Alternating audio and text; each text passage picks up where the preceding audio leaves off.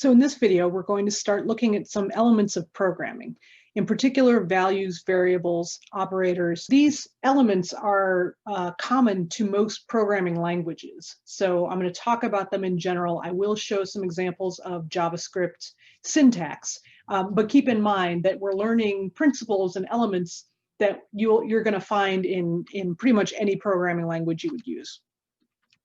So to encode pretty much any task, you need to manipulate specific values. There have to be some kind of values that you're performing tasks with.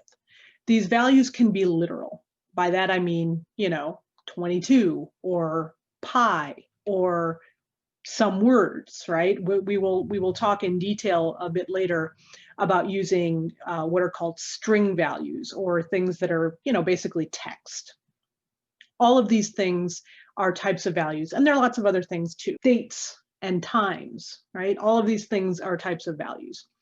Values can also be variable. And in programming, variables are containers for storing data values. And that's pretty much exactly what they are in math as well. So you're going to be carrying over some of that knowledge of variables into programming. So variables have different types. It's important to know what type of data your variable is storing so that it is used properly in calculations, and so it can be validated or checked at the time of input to ensure it's the right type. And sometimes the validation happens when with the user input. Sometimes the validation happens a little bit later when it's actually being used in some sort of function in a program. But at any rate, you need to know what sort of data it is if you're going to validate it properly. So in order to use a variable, you need to first declare them. So you have to let the program know that you're going to be using the variable, throughout, and what it's going to be called. That's the really important thing. Basically, the declaration allows the program to recognize that variable later on when you use it in code. Now in JavaScript, this is super easy. You just use var and then give it a name, and then you can assign a value right there. You don't have to. I could just say var x and then go on my merry way, and then the type of variable would be assigned at the first time I use it and put something into it. So in this case, I'm sort of implicitly assigning it as an integer, and those two slashes I have there, that's a comment. So like we learned about commenting out things in HTML and CSS. This is how commenting works in JavaScript. You get these two lines, or the two forward slashes, and everything else after that on the line, just on the single line, will be ignored. So those are examples of comments in JavaScript. So our sort of pi thing, this would be an example of what's called a double variable. Double just means it's something that's got a decimal point. And then the string variable, notice in a string variable, you do have a little bit of extra punctuation. You've got to put that in quotation marks so that the program knows that that's a string variable, because you can have numbers that are also used, they're being used like text rather than numbers. Think of things like dates, for example.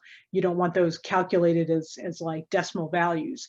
So those quotation marks are very important to do when you're using string variables.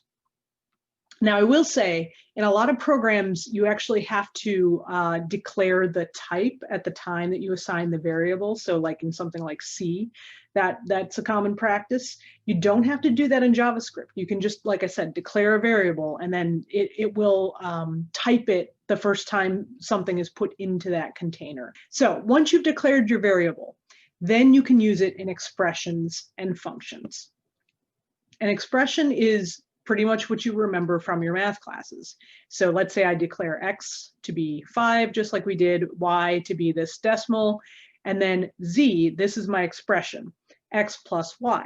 So I'm declaring z as a variable, and then I'm immediately putting a value in it, but that value is a calculation, an expression that's calculated using two other variables that have previously been declared and given value. And in order to write expressions, then, you do need to know the syntax of operators in JavaScript. And really, for the most part, these are going to be familiar. The equal sign is called the assignment operator because this is the one we use to assign values, and you saw that just in the previous example.